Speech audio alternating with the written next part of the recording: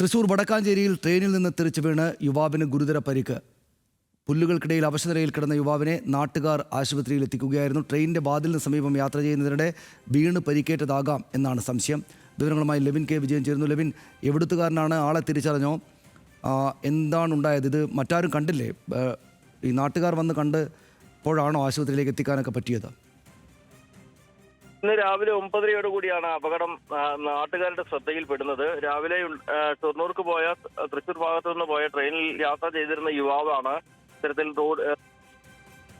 ട്രെയിനിന്റെ വാതിൽ സമീപത്ത് നിന്നും തെറിച്ച് പാളത്തിന്റെ സമീപത്തേക്കുള്ള മെറ്റൽ കൂട്ടിയിട്ടിരുന്ന സ്ഥലത്തേക്ക് വീഴുന്നത്. പുല്ലുകൾക്കിടയിലേക്കാണ് ഇയാൾ വീണത്.